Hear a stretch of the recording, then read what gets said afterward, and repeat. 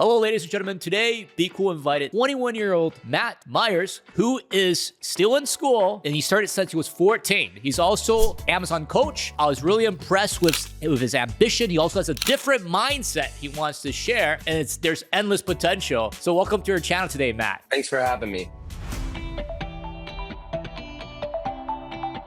Thanks for having me. It's an honor to come on here. My understanding is you started when you were like 14, 15, start doing business, probably even earlier. Yeah, what was it like, young teenager starting your own business? How did that work? Yeah, so we'll travel back in time a little bit. I was about 13 years old. I wanted a pair of these shoes. These are Yeezy Moon Rocks. They resold for like $1,000, and I was a seventh grader. I couldn't afford it. And then I figured out shoe reselling, and shoes called the Yeezy 750 Gray Gums came out. They were 350, flipped for 1,500. Basically sold those, took the profit, and bought those. And then it all started from there because I had some leftover profit because these used were like $700 back then. And then I just kept like looping it over and over and over again. And then it got into sneaker botting. But yeah, it all started when I was 13 in class, looking at those And shoes and having a desire to get them. how did you find those shoes like for lower prices than what was selling on the street, selling on the market? Shoes, for example, since we're an Amazon business, a lot of Amazon sellers didn't come from shoes, but a lot did. So the ones that don't, I can explain it to you. These are very limited quantity releases. So they'll release like those Yeezys, for example, retailed at $200, but it's selective distribution. So it's through certain channels that Adidas, for example, would authorize, and they would be sold through there, and it would be a very limited quantity. If you worked hard enough and put in the extra effort, you'd have a solid chance. Still not like guaranteed, but you'll have a solid chance to get them for retail. And if you get it for retail, then you keep the profit. So it's just limited releases. But how did you, like, were you selling on other platforms before Amazon? Like, how did you get into Amazon? Um, I was selling on other platforms, primarily Goat, StockX, or private distribution channels from people I've met through Facebook or Instagram. I had a presence on YouTube at that time, which was fairly large actually. Back then, 10,000 subscribers was a lot more than it's equal to today. I had quite a few people I could just hit up to dump shoes off to just by DMing them or texting them. Now, how did I get into Amazon? We'll fast forward to 2021, semi recently. Sneakers started dying off. Yeezys and Adidas had the fallout and whatnot, and then a bunch of other things came into play. Shoes started getting produced more. The resellers and the bots started getting shut down and not working on websites. The bot protection got better, and it just died. Long story short, in the end of 2021, early 22, it completely died. The only people still in shoes have wholesale connections that are exclusive to them. And that's pretty much what happened. So the leftover part of that people that didn't have wholesale connections went to Amazon. And I had one of my successful reseller friends actually visit for college. I used to go to the University of Arizona. He visited me there to tell me, or he visited me to see the school. And he told me about Amazon and that all the other successful resellers that made a ton of money on sneakers went to Amazon, which was mind boggling to me. And then, yeah, I just kind of hopped on the train and just took a word of advice from someone I trusted. And my understanding is that you're doing more wholesale now. Did you always do wholesale when you first started at Amazon, or you started at OA and then moved to wholesale?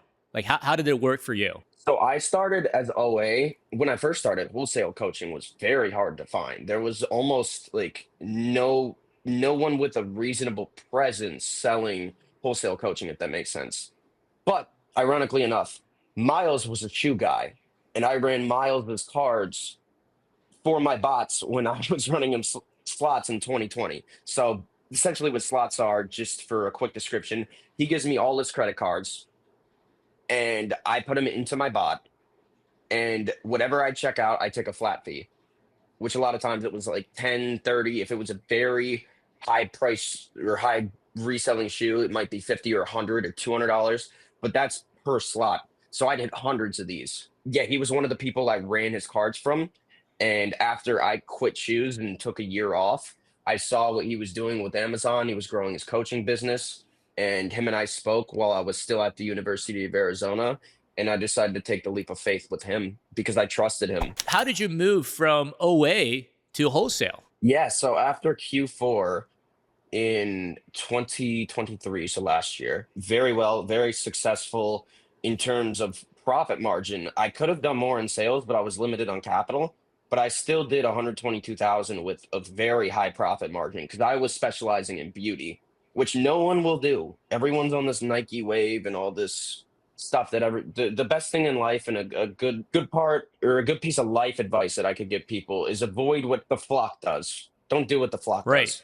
So they're doing Right. they did strictly Nike and all this clothing stuff that was easy to find. I was doing beauty products where there was a lot less sellers on it. And like look at women, all they have is beauty products. So they need their beauty products. So I was sourcing beauty products. The margin was way higher. Also, returns are incredibly low on beauty, one of the lowest categories on Amazon. So I did those. And then I stated this in the video for my channel, but I had a beauty supply site actually ban me and try and Right. keep my inventory. And that was my biggest beauty supply site. And they were a retailer. And after that, I'm like, okay, well, we're going to go to OA or not OA. We're going to go to wholesale. Sorry. Look for wholesale coaching, joined someone's course, didn't find success with that. He didn't even show up to the meeting and it was like $7,000. And then I find Corey Gainham, and I found a Shout ton out of to success Corey. Yeah, he's a good with guy. that after. Yeah. Shout out to Corey. I saw wholesale being more sustainable long term. Okay. Wholesale more sustainable because you said for the beauty site, for example, like if you're doing OA, like I was on Ulta, I'm looking at beauty products, and a lot of the products, they seem like they're like all private label now. Like they seem like when you go on Amazon, there's very, very few offers anymore for some of the brands that used to have multiple offers. Like it's happening like in Amazon, like a lot of the beauty products, Maybelline, other brands, they're starting to become like, they started to sell themselves or they starting to be very selective. So you move to wholesale because of that. What's the biggest difference from wholesale and online arbitrage? Like what are the big differences that you found since you start selling on wholesale? The big difference is one, for starters, is the fact that I can buy 45 days of inventory and be very confident that it's going to hold, stay. There's a barrier to entry. With wholesale, also, things don't get suppressed. In OA, things get suppressed 24/7. No one mentions this either. And I think it's really crazy that they don't mention this because it's disingenuous. In OA, a ton of listings will get suppressed. They'll put the competitive pricing threshold at the retail price. So there was a Lululemon backpack a couple months ago, and Right. it was selling for 140 buy box, stable, probably about 400 to 600 sold per month. And then they suppress it because Lululemon sells it for $98. So they say the CPT is 98. So what happened after that is it's suppressed, and then one, the sales volume comes down when it's suppressed, and then two, it's it's a prisoner's dilemma, as they call it in economics. You're just chopping each other's hands off and everyone's left with nothing. So when a listing gets suppressed, it's a big risk in OA that people don't discuss, that if it gets suppressed, you're screwed. Suppression means there's good suppressed listings, and that's not to say there isn't good suppressed listings. It does mean you're fighting for the lowest price. Yeah, basically, if it's a suppressed listing, people will need to press on more offers, others, and the whole list comes out, and then people are gonna probably buy from the lowest price with good shipping, right? Like it makes perfect sense. And then what do you do if your listing gets suppressed? Like, what does somebody do? You're on a listing, it's suppressed now. What I did in those situations, I'd evaluate the competition and how much stock they have to see if I could let them sell out and then take over at the next lowest price, wherever I want to price at. Or I'd fight with them. If they have too much stock, I'm going head to head with them and liquidating and putting it into another product. The strategy, Matt, saying if it's a suppressed listing, check the stock number they have in Keepa. Depending on how much stock you have, can you hold the stock for that amount of time? Or you're going to go head to head and try to get some of that buy box, or just try to get some sales. There's no buy box anymore. Just try to go for lower price in order to sell out the product and then move on to the next product. Why is it important? Like sometimes, like when do you decide to just forget this product and move on? Like at what point do you fake, like, this is pointless. I'm wasting my time in this listing? I'll evaluate the price trend for 2 days, 3 days, and then I'll realize, okay, time to give up. I don't even need to see the offer count or anything else, especially in wholesale. It's huge in wholesale because everyone's deeply stocked. Um, Also, one more thing with what you said is checking the stock in Keepa. A lot of people don't know this. That's not entirely always accurate. I hide stock on all my listings, and you can hide stock. You can set a maximum order threshold, which also inadvertently prevents fraud. People don't know that because people will buy like 10 to 20 units of something and then say it didn't arrive and then keep them, and then you get screwed as a seller. But you can hide stock through there, and Keepa a lot of times does not track that. So if I see there's an order threshold, I usually assume they're deeper stock, but I have Amazon Business, so it'll actually tell me how much they have through the Amazon Business portal. How do you find a coach? How can you tell who's good, who's not? There's so many gurus out there. It's definitely hard to tell, right? Because with mine, I had history, and Corey was a referral directly from Miles, right? Right. So I kind of had it handed to me on a golden platter. Now, how would I tell if I didn't know them? One, I'd look at the social proof. Two, I'd look at the results of their past students. And then I'd also look at what they're currently doing now. A lot of these coaches don't even sell anymore, and they're focused on coaching. Not that that's necessarily a bad thing, but you also need to properly analyze their past success and see if they're teaching you the right things. And it's also, and sometimes that can be a bad thing because, in business, times change and you have to constantly adapt. And some coaches who quit their Amazon business and just go straight into coaching aren't with adaptation at all. And they can't teach you that. So you need to find people that has adapted several times, because Amazon changes all the time and the business climate changes. Like what used to sell, like for example, you're selling pools, you're selling fireplaces during COVID.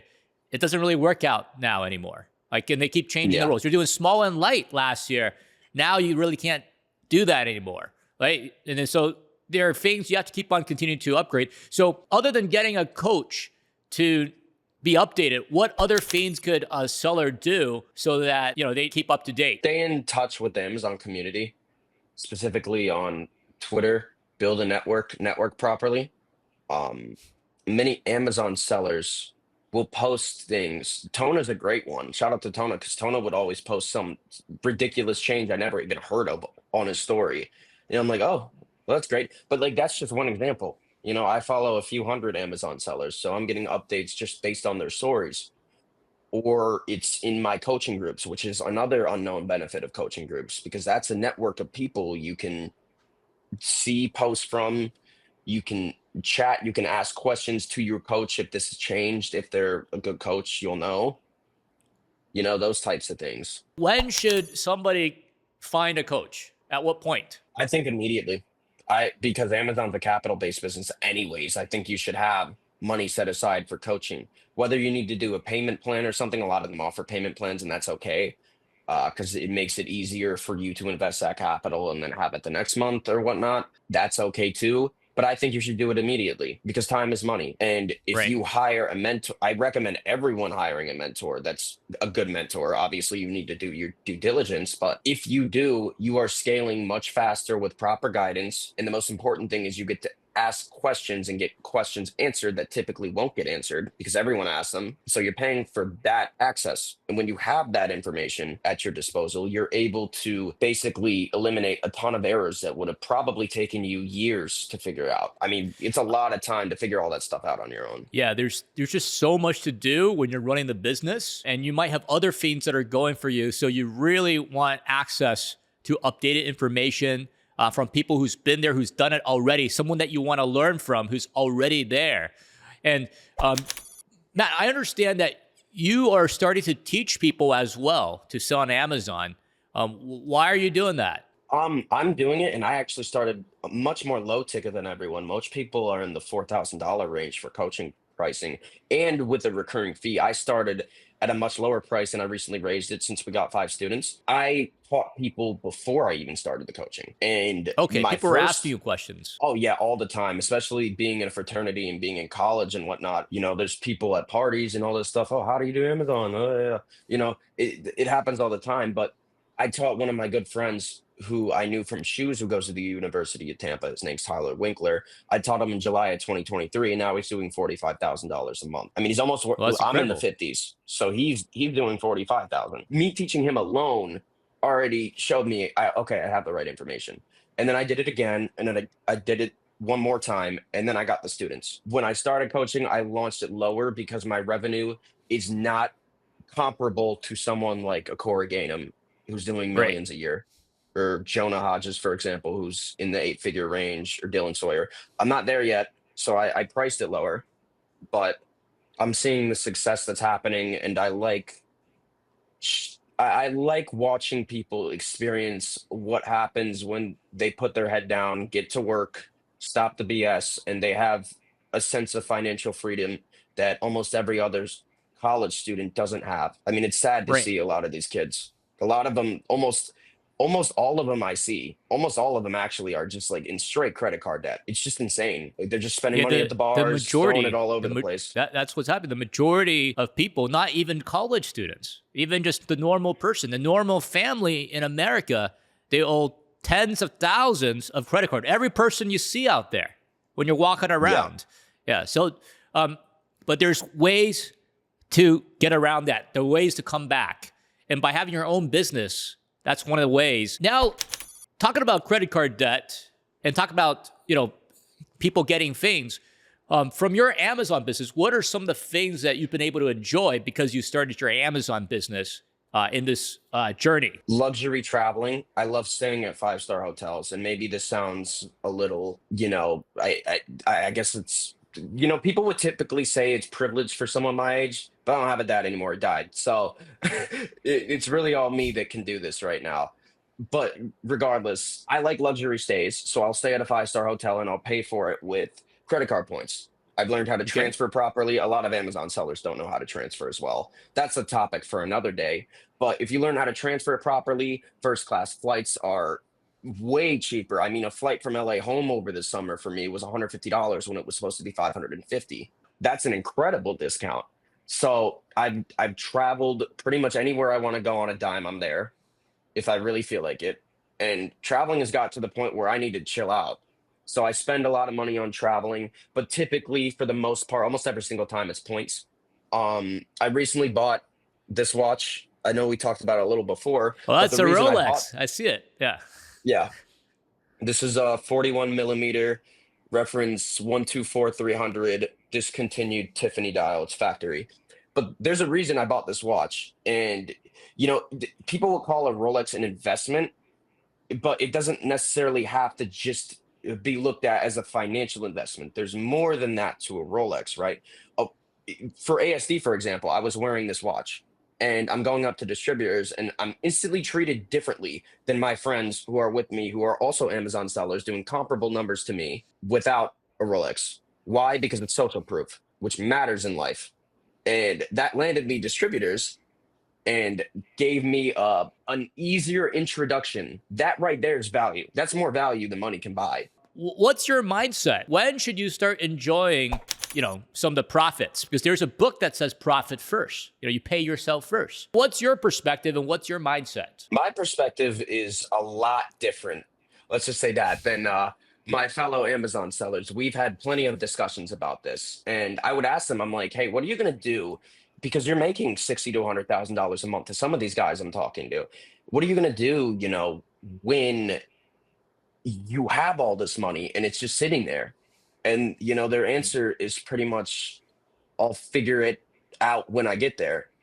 Well, you're kind of already there. It's kind of hard to spend $100,000 a month in expenses. So for me, if I can keep my current expenses lower than 50% of my income per month, I'm fine. The business is still Right. growing, right? Right. And all these money hoarders, this is like shocking news to them. And it's just like, I don't understand how people don't get this. You work this hard to do nothing with the money. it's it's just insane to me. Now, obviously, don't spend everything you make. That's a problem. You still need to live below your means, but it doesn't have to be this strangle, iron fist hold that some people, I've had plenty of people tell me to sell my car and invest it in the business. that were successful Right. sellers. And I'm like, don't you think that's a bit extreme? Yeah, they'll be like, you can save thousands a month, and then you can just take the bus, for example. Yeah. But you need transportation, right? Like Like, you're making money to live well, right? yeah. To make like a lot of people you go to people go to jobs and they treat themselves nice, right? How is it different? As you run a business, right? There's certain things that you might like, some perks that you like. Yeah. Yeah. And I mean, that obviously, in an ideal world, their mindset is theoretically it's best, but it's not best. It's not best for, your, it's not best for like your self esteem and things of that nature, your confidence. It's not best because you're living like you were poor, but it will grow you the fastest. I'm not saying it won't, but for your confidence and your self esteem, it's not the same lifestyle. It's like you can do both. It's just to which extreme. Like I know I'm growing my Amazon business slower because I decided to put like this was over 20 grand, but I can sell it for that as well, right? So it's still a wad of money that is just constantly available to me whenever I need it, if I ever did. Now I'm not going to sell the watch, but that's an example. But I don't understand the point of I don't understand that mindset. I don't get the point of having money when you're old. You only live in your 20s once. And luckily I'm 21 and I'm able to do a lot of things a lot of other people, or the vast majority of people, can't say they can't do. And what is really interesting, what I heard is that when you invest into travel and you're creating memories, and then you might not be able to go hike somewhere, you might not be able to jump over a cliff, like somewhere into go diving at a certain age. So there's a time limit on some of these things, and then so Yeah. you work hard, you play hard, right? There's nothing wrong with that if it's within your means. Now, if you're spending Yeah. all your money, you're going taking on debt, you're making payments, you're living check to check. That might be a different story, right? That's a different story. Yeah. So then you're gonna have to find a way, to save all the money and to earn until you can provide for your family and things like that as well. Yeah. So now I want to ask you, like, why is it necessary to use a repricer? Okay, so yeah, so there's a YouTuber named Ali Abdal, and they do studies on what makes you happy, and it's not necessarily money that makes you happy. It's what you can do with the money, especially experiences. The most valuable thing you can spend your money on is experiences, and there's studies to back this up that shows that individuals' happiness shoots up when they have a ton of experiences in their life. I just couldn't see a life other than that. Living frugal is great and whatnot, but it's almost like people are living in like fight or flight mode all the time. Like, why do you work this hard? I don't know. That's my question. Yeah. So yeah, if you're watching this, definitely you can enjoy some of the spoils of your work. Don't go too crazy though. It's Yeah, very don't do. the problem with it is it's very easy to go crazy. It is easy. So It is easy, right? yeah, Like you're in the luxury store, right? You get one item, like, well, why not this other item? Why not this other item, right? And then you start spending more and more. So it does take discipline as well. Yeah, and then so it's definitely not for everybody. It's not easy, but coming back to the topic of Amazon, and I'm wondering, why is it necessary to use a repricer for your Amazon business? time is valuable, and if I was sitting there at my computer just pricing it with the Amazon repricer, which tanks your listings anyways, that's what actually tanks your listings. But it's not feasible, and you're also not winning the buy box nearly as much. I mean, I connect BQool, and 3 days later you see the featured offer percent is 21% from one or Right. zero. Like, that is massive. So that's why you use a repricer, winning the buy box and maximizing sales velocity, because that's what I go for. A lot of people go for profit margin. They're in a different game than I am. I'm a velocity guy. And when do you recommend your audience or your friends to start using a repricer? Immediately. I Immediately. Oh, don't okay. understand people who are like, wait till 10K a month. No, you need the proof of concept so stuff can sell through, So you'll continue doing the business. If you're not winning the buy box, you're not getting sales, and you're not getting sales and you're not getting any turnover. There's no proof of concept. Why would you have any incentive to keep going? That's why I say start immediately. Plus, there's like free trials and whatnot. There's lower tier programs. I think you guys have a lower tier program for beginner sellers as well, to where they will see some of that success for a much lower cost, compared to the typical $100 a month. But the $100 a month will pay itself over 1 million times. Absolutely. And which repricer do you recommend people to use? I recommend for the vast majority of people to use BQool. Okay. BQool is my favorite repricer. Do you see yourself like selling on Amazon in 5 or 10 years, or like, or where do you see yourself in 5 to 10 years? I mean, it's early, but yeah, 5 years from now, 10 years from now, time flies quickly. I see myself probably still in wholesale, maybe private label, but for likely wholesale. I mean, it's so consistent with what's currently happening. And for my whole main limiting factor was capital, and that's where those people will come in and tell me, yo, don't spend any of the money, you'd be growing with that. Cool. But, I also don't want to not live it all. So yes, I sacrifice that. And I could be probably doing triple my current numbers right now per month if I wasn't spending that. But that's the what you It's a call it. decision That's a you have to trade-off. make. It's a trade-off. Yeah. Yeah. Like you have to see what's important for you. And if you live in the moment, you live in the moment, right? Like it's not going to come back. Yeah. And so Yeah. where could people find you on social media? Where could they find you? You guys could find me on Instagram at Matt Myers 30. That's my main Instagram. And then M2 Enterprise is my Amazon Instagram. You could find me on YouTube, which is the same app, but you could just search up Matt Myers. It should come up. I don't know if you guys will have a link in the description. You can Yeah, we'll clarify have the that, links but in the description. Yeah, so make sure to go follow Matt. Check out the link in the description. Follow his Instagram. Follow his YouTube. See his journey. See his tips. See how he lives, and let it inspire you. And then these are all. This is real life, right? It's happening. Yeah. And he's you're 21. He's going to school at the same time while doing real entrepreneurship at the same time as well. Yeah, so that's incredible. Yeah. I mean, one thing I will tell these people is, like, another reason I live the way I do and I'll buy the Rolex, and I just picked up my new Tesla today. Reasons I'll do that is to show people what's possible if you put your head down and get to work. But most people are not willing to put their head down and get to work. The difference between entrepreneurship and jobs is you may work 12 hours a day in a job, but you screw around on your phone, you get breaks. You're not actually working the whole time. In entrepreneurship, your work, like, it's similar to being a contractor. Like, either the work gets done or nothing happens. So you're working, but you have to get the work done. And I'll work 12 hours a day, but the difference is I'm working the entire time. I might eat some food or something, but I'm straight back to work. I mean, sometimes I'm working so hard I forget to eat.